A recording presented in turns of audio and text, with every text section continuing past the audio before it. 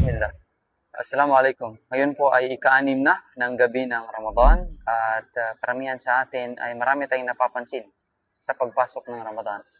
Kabilang dito ay yung smooth or real quick transition ng makikilala nating tao. Halimbawa, si Fulan na dating nagpo-post ng pictures na meron kasamang music sa kanyang story or My Day. Opo.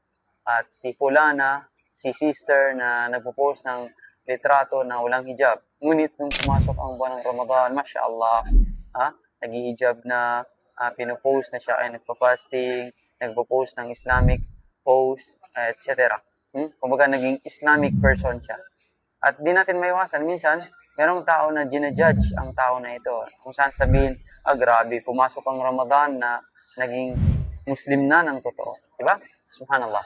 So, bagong lahat, pinapaalalahanan ko ang sarili na sinabi ng dakilang tagapaglikha, "Fala tuzakku anfusakum wa a'lamu biman ittaqa."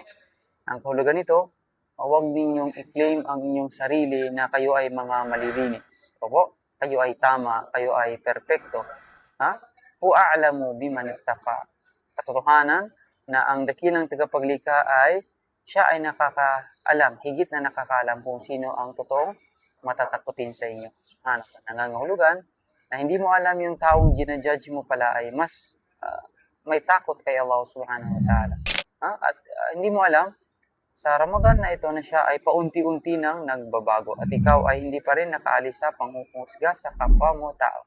Allah ta'ala.